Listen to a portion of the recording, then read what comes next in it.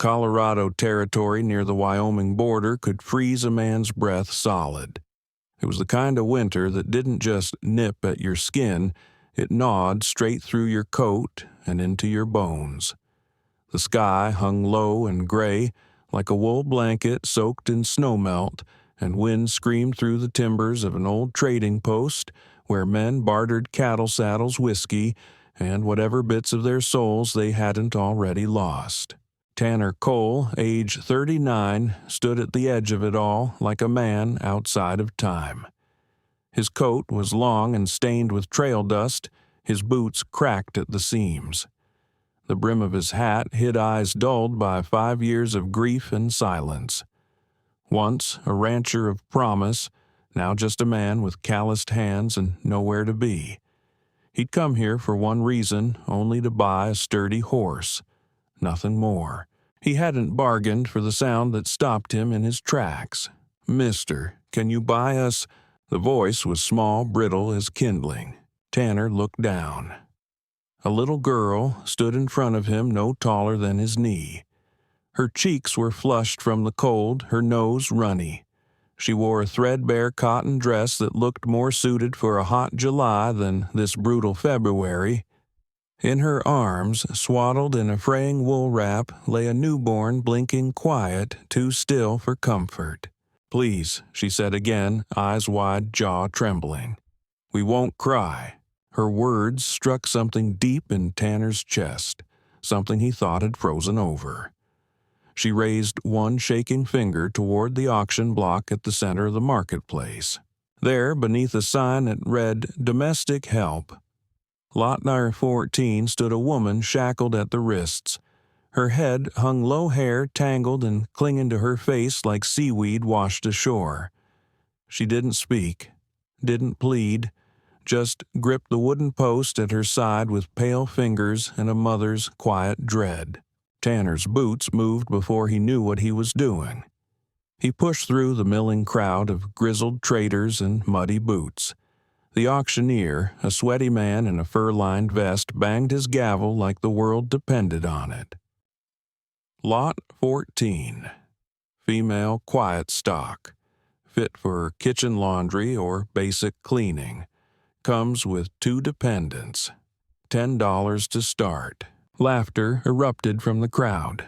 $5 just to shut the kid up, someone shouted. Tanner's voice cut through like the crack of a whip. 15. The snickering stopped.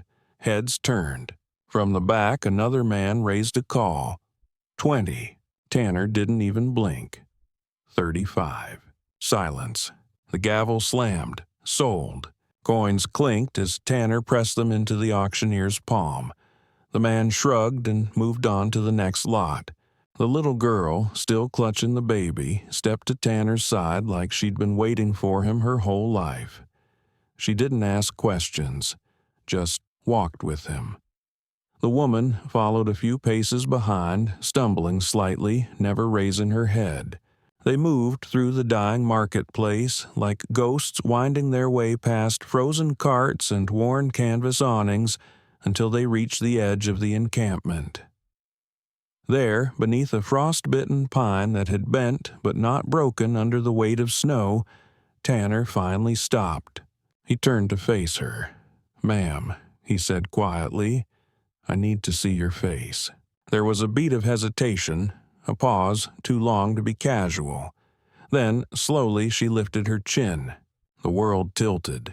Tanner staggered back a step, his mouth open, heart jackhammering in his chest. The scar beneath her left eye, the delicate curve of her jawline, her eyes blue as cobalt glass and filled with stories too painful to speak. "Lydia," he breathed. It was her. Lydia Barrett, the woman he had planned to marry, the one whose name he'd whispered into the dark for 5 winters, the one he believed had died in a boarding house fire in Cheyenne. She blinked at him once, and then her knees buckled. He caught her before she hit the frozen earth. She was real, alive, scarred, gaunt, and changed but breathing. Behind them, the little girl shifted her grip on the baby and looked up. "That's my mama," she said softly. Her name's Lydia. Like a dream. Tanner could barely breathe. Lydia trembled in his arms.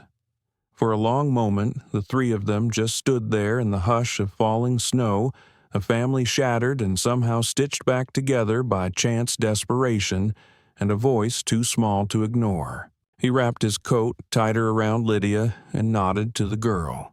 "Come on, sweetheart," he said hoarsely. "Let's go home." The trail back to Tanner's ranch was a narrow ribbon of trampled snow weaving through tall pine and frozen creek beds. Lydia said nothing the entire way. She walked slowly behind him, holding on to Ellie's shoulder like it was the only tether she had to the world. The baby Matthew was tucked against her chest in a sling that had seen too many winters. Tanner led them in silence, glancing over his shoulder from time to time, just to make sure they were still there, that he hadn't imagined it all. The girl's voice, the auction, the impossible face he'd never thought he'd see again. By the time the log cabin came into view, the light was fading fast. The place wasn't much a one-story shelter, with smoke curling lazily from the chimney, and a small barn hunched beside it like a tired old friend. Still, it was warm, dry, and his. He pushed the door open and stepped aside, letting them enter first. Lydia paused for just a second before crossing the threshold. Inside, the fire he'd lit before heading into town had turned the hearthstones red. The room smelled of pine resin and ash. He hung his coat on the hook near the door and fetched a tin pail of water. Lydia moved like she had muscle memory in the space, even though she'd never seen it before. She took Ellie's coat, folded it neatly, and set it on the bench near the fire. Then she knelt, unwrapped Matthew, and gently rocked him while he nursed. Ellie stood close eyes darting nervously around the room. Tanner watched them for a long time before finally speaking. "You hungry?" Ellie nodded. He ladled hot stew from the pot hanging over the coals and handed each of them a bowl. They ate without a word. Lydia didn't look at him. She kept her eyes on her children like they were her lifeline. Ellie ate with slow, careful bites, holding her spoon with both hands. Afterward, he showed them to the small back room. It had been empty for years, used only for storage, never guests. Lydia murmured her thanks without lifting her gaze. She carried the baby with one arm and guided Ellie with the other. When the door closed behind them, Tanner let out a breath he hadn't realized he was holding. He sank into the chair by the fire and stared into the flames, elbows on his knees, head heavy with questions. How was she alive? Where had she been? And how, in God's name, had she come to be auctioned like livestock in a place like that? The next morning broke early. A pale light spilled through the frost-laced windows. Tanner was just stoking the fire when the backroom door creaked open. Ellie stumbled out, her cheeks flushed and her eyes watery. "Mama," she whimpered. Lydia appeared behind her, pale as wax, her voice hoarse with fear. "She's burning up." Tanner didn't hesitate. He moved fast, fetching cold water from the pail and a strip of clean cloth from the drawer.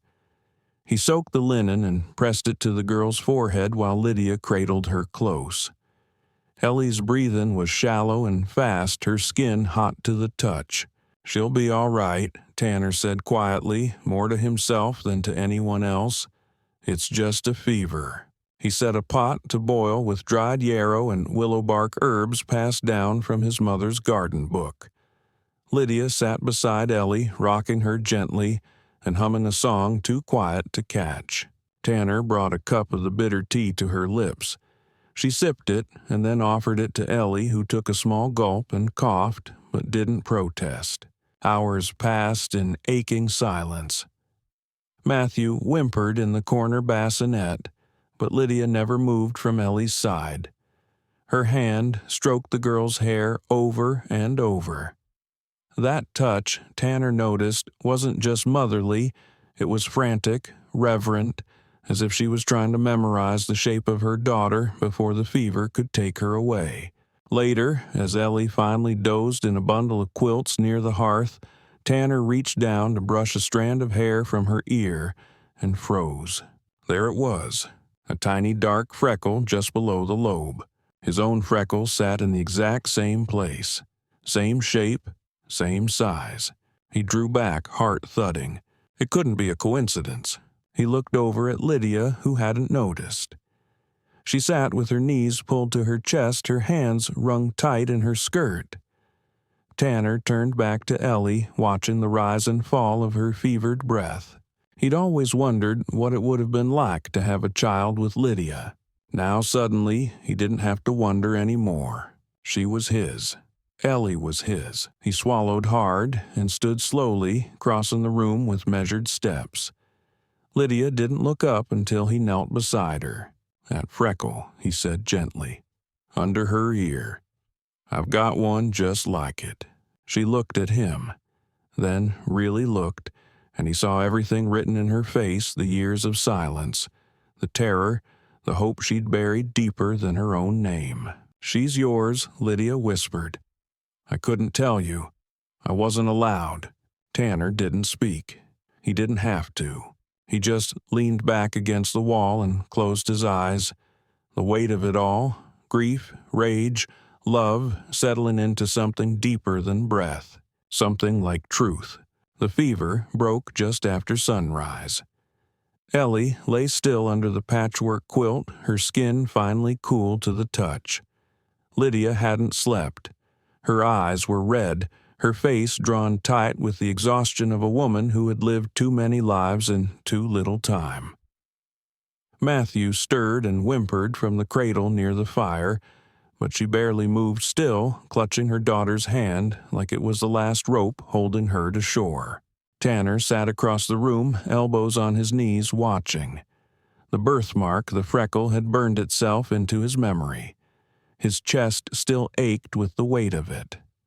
Lydia's quiet confirmation from the night before replayed in his mind. "She's yours." And yet the words hadn't settled. They fluttered around like ash unable to find a place to land. He stood and crossed to the stove, stoking the fire, then poured hot water into a tin cup and brought it to her. "You should drink something," he said. She nodded barely. He didn't ask questions yet. He figured they'd come in time, and he sensed her silence wasn't avoidance. It was the shield she'd needed to survive. But mid-morning, as Ellie slept and Matthew dozed on her chest, Lydia finally spoke. "I didn't die in the fire?" Tanner didn't move. "I wasn't even in the room when it started," she said, staring at the fire. "Someone set it on purpose." The words dropped like stones. My landlord had been paid off. A man was waiting. He dragged me out the back, tied my wrists, threw me into a wagon under sacks of flour and corn. I tried to scream, but her voice broke and she pressed her palm to her lips. They gagged me. Tanner sat beside her, careful, quiet. He took me to a farm outside Wichita. Said I belonged to him now. That my name was dead and my past buried. He showed me a new name. Papers. Said I was now Lydia Grant, wife of a man I'd never seen before. Tanner clenched his jaw but didn't speak. They kept me there for almost 3 years. I scrubbed floors, raised chickens, slept in a locked room. The man I was forced to marry was cruel but not stupid. When he learned I was pregnant, he forbid me to speak to anyone. Her hand trembled as she ran her fingers through Matthew's soft curls. I gave birth to Ellie in a back room with no midwife, no doctor, just the woman who cleaned the kitchen, handing me towels and boiling water. They never let me write to anyone. I didn't even know if you were alive. I prayed you'd moved on. Tanner reached out and gently took her hand. She didn't pull away. After that man died, fell down a well drunk, his brothers came. Claimed me and the kids as property tied to his debts. We were passed like livestock, and when they couldn't pay their own creditors, they sold us. Tanner's voice was low-controlled. The auction. She nodded. I tried to run 2 nights before, but it was too cold. I didn't get far. They caught me and chained me to the wagon until sunrise. He didn't ask more. She didn't need to relive every detail. There was something sacred in her stillness, in the way she breathed now, slow, deliberate, reclaiming each breath from the men who tried to steal it. That night, as Lydia rocked Matthew and Ellie stirred by the fire, Tanner stepped into the spare room. He opened the small drawer beneath his bed and pulled out an old wooden box wrapped in canvas. Inside lay a tarnished silver ring, one he'd meant to give her 5 years ago. He ran his thumb over it. The wind outside howled, but the cabin walls held firm. When he returned to the hearth, Lydia was there watching him. He crouched beside her. "You don't have to say everything now," he said gently, "but I need you to know something." She looked up, her eyes shadowed but steady. "That girl isn't just yours," he said. "She's mine, and I failed her by not being there, but I won't fail her again." Lydia blinked fast and turned her face away. Her shoulders shook with the kind of sob you bury so deep it takes years to surface. He didn't touch her, just sat beside her on the floor, keeping watch. The silence between them wasn't empty. It was full of beginnings. Snow drifted steadily outside the cabin, but inside the fire warmed the air and time slowed. Tanner moved through the house with a quiet steadiness, gathering food, tending the animals, making sure Lydia and the children had everything they needed. The silence between them had softened.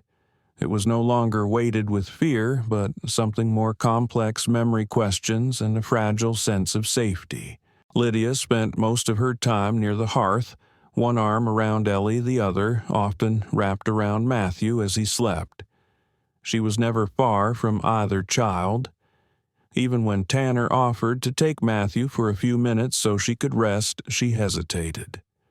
Only after watching him closely, watching how gently he rocked the baby, how Ellie smiled when he knelt beside her, did she begin to ease into those small acts of trust. Late one evening, after Ellie had fallen asleep with her head on Tanner's lap, Lydia sat across from him and stared into the flames. "I need to tell you everything," she said. Tanner didn't interrupt. He just nodded and let her speak. "They changed my name," she said. "Burned my old letters. Took the one photograph I had of you and threw it into the fire.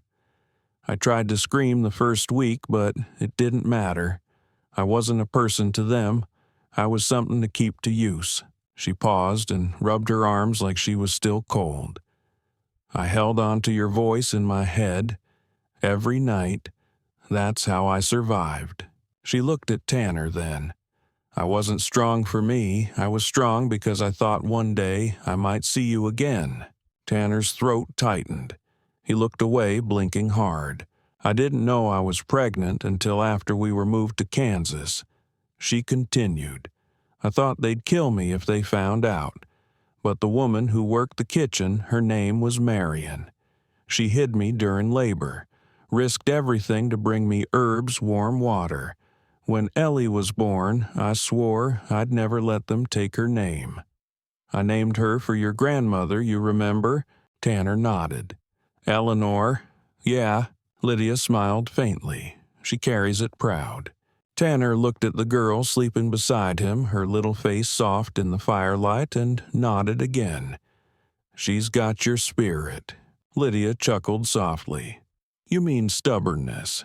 They shared a brief smile. Then Lydia's expression hardened. "When my second husband died, she nearly spat the word his cousin claimed ownership of me and the children.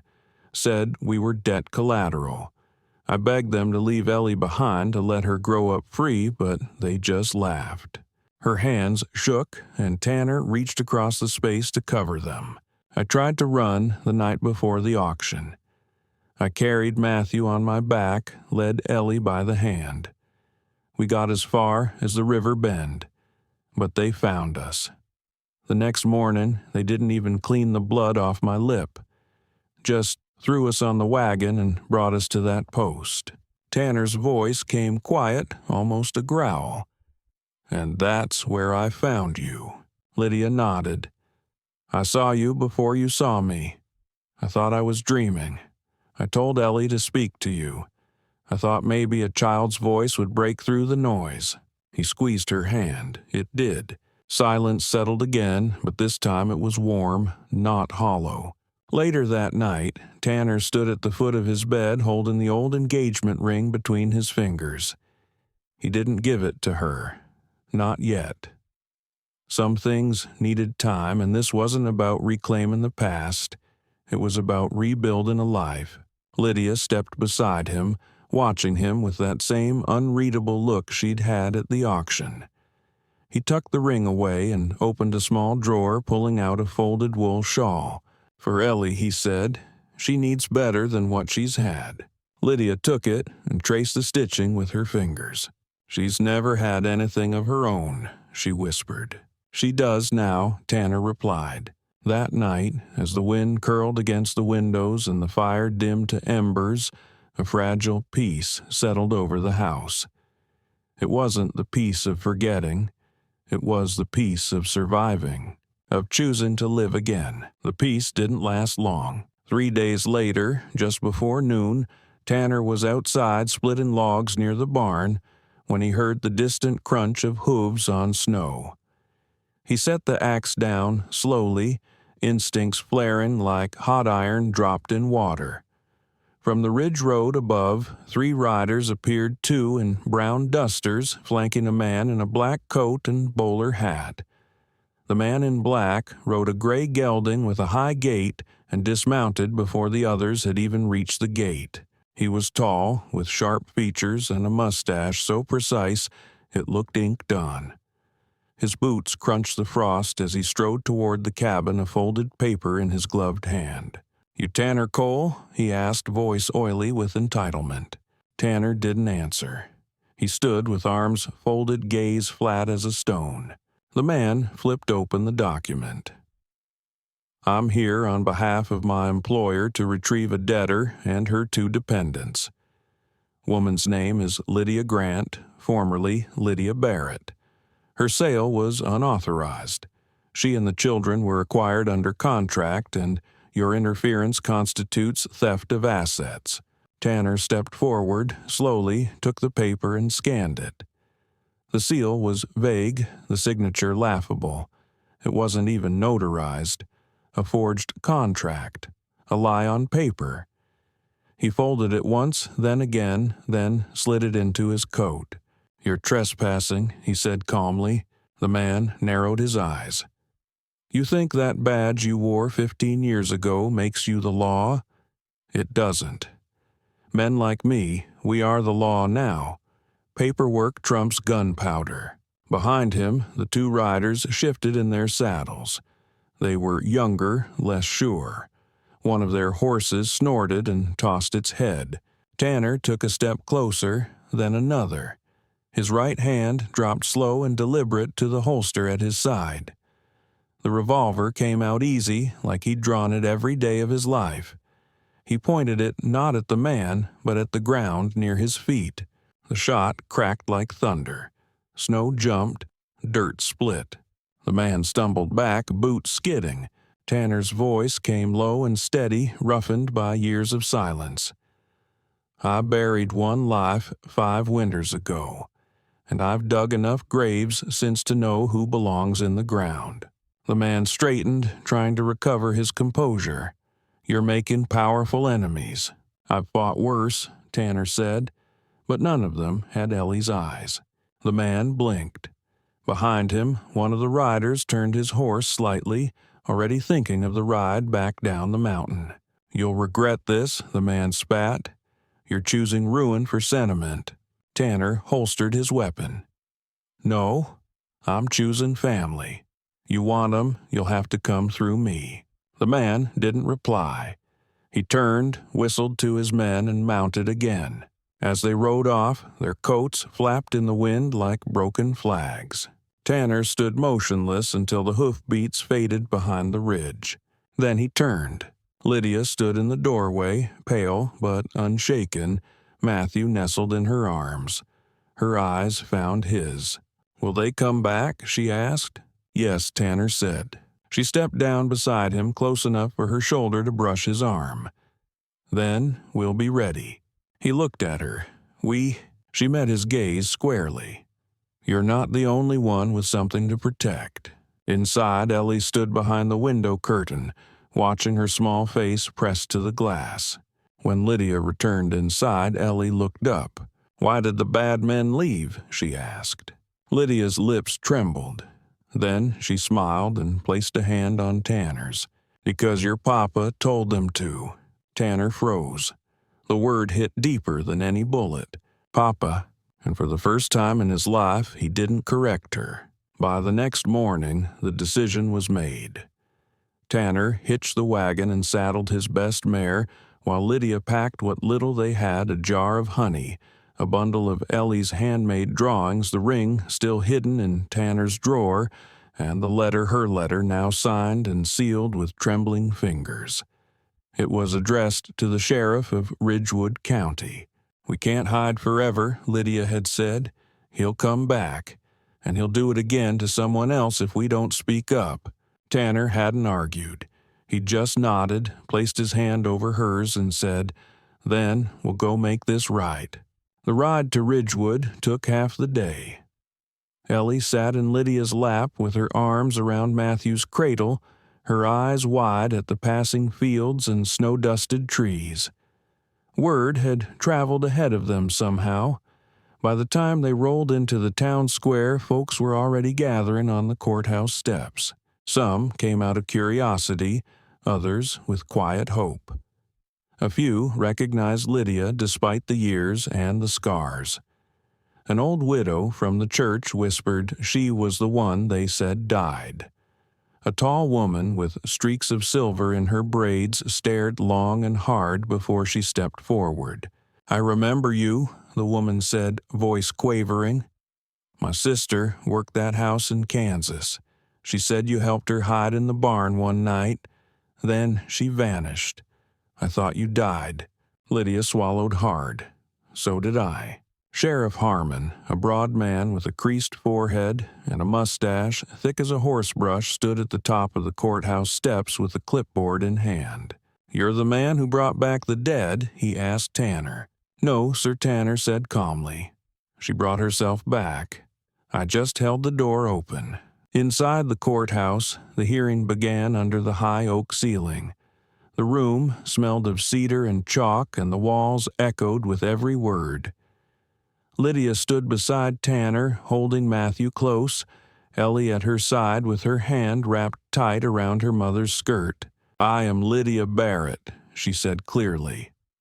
"I was kidnapped the night of the boarding house fire 5 years ago.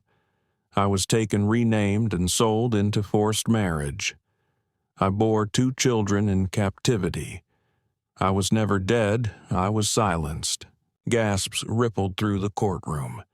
Someone sobbed quietly in the back. She laid the letter on the table in front of the sheriff. Tanner signed beneath her name, adding, "Witness, Protector, Father." Sheriff Harmon looked over the paper, nodding slowly. "We've been watching Silas Kiernan's operation for months," he muttered. "Couldn't get anything to stick. This might do it." From the back, the silver-haired woman spoke again. "There are more of us. Girls from Dodge, from Laramie. We just didn't know what happened to each other." The sheriff turned to his deputy. "Wire the federal office. I want Kiernan's name flagged in every county within 3 states. Bring in Judge Hill. We'll hold this hearing formal by morning." Then he looked back at Lydia. "Ma'am, you're free now, and you'll stay that way." Outside, townspeople waited to hear the result. When Lydia stepped out with her chin held high and Ellie holding her hand, they broke into quiet applause. Not celebration respect, the kind reserved for those who fought and lived to tell it. That night, back at the cabin, the weight that had hung over them for years began to lift. Tanner sat at the edge of the porch, sharpening his knife, watching the sky change from gold to indigo. Lydia swept the floors while humming to Matthew in his cradle. Ellie sat by the fire, tracing letters into the ash with a stick spelling out her name. Clara Beckett, she whispered aloud, trying it on like a dress that finally fit. Tanner heard it and paused. He didn't correct her. He smiled. And deep in his chest, something clicked into place like a door unlocking after too many years sealed shut, that fed the grass, and the wind lost its bite, settling into a whisper that stirred the wildflowers awake. One morning, just as the sun lifted its gold-threaded fingers over the ridge, Tanner stood on a small hill behind the cabin. He wore a clean white shirt and his only good pair of trousers. In his hand was not a ring, but a long braid of prairie grass. Lydia walked toward him, her dress a soft cream linen cinched at the waist with the same braided cord he'd used to tie the grass. Her hair, grown longer since winter, fell freely over her shoulders. She carried Matthew in a wool shawl, asleep and warm. Ellie skipped just ahead of her barefoot, holding a small bouquet of wildflowers, yellow, violet, white. There was no church, no preacher, no pews, only the sky, the grass, and a handful of neighbors who believed in second chances. Tanner met Lydia beneath the same tree he'd found her under months before. He gently took Matthew from her arms, then knelt, wrapping the prairie grass around both their wrists. The wind quieted. No altar, he said, no choir, just us, and a promise. Lydia's eyes brimmed with tears. "I was always yours," she whispered, "even when the world called me someone else." Ellie ran forward and threw her arms around both of them. This time she said we all stay. The guest smiled, and someone in the back whispered a blessing. But the real ceremony had already happened on the auction block in the courtroom in the long, silent nights of survival. Later, back at the cabin, Lydia sat on the porch, cradling Matthew. Ellie drew pictures in the dirt with a stick, 3 horses, 1 tall one, with long braids, 1 small, with a big smile. She titled it carefully, Home. Inside, Tanner placed Lydia's old photo and the worn engagement ring into a wooden box and set it beside her bed. Then he turned and saw Lydia standing there in the doorway, watching him with a smile that held every season they'd lost and every one they still had. As the sun dipped low over the horizon, casting the valley in gold, they sat on the porch together. Lydia leaned into Tanner's side. Ellie climbed into his lap, and for the first time in 5 years, no one looked over their shoulder. They were no longer just survivors. They were a family. Sometimes life steals the things we love most, and we learn to live around the hole they leave behind. But not all stories are meant to end in silence. Some loves outlast the fire. Some families are rebuilt from ash and tears and courage. Tanner waited for Lydia when no one else believed she could be found. Lydia fought for her children when no one else knew her name, and Ellie, with her quiet voice and wide eyes, reminded them both that hope doesn't need to shout it, only needs to be heard. Let this story remind us no matter how lost something feels, it can still be found. If this story moved you, if you believe in second chances, or if you've ever waited for something that the world told you was gone, please leave a comment, share your thoughts, and subscribe for more tales of hope, grit, and frontier love. Your voice helps us keep these stories alive, and maybe, just maybe, help someone else find their way home.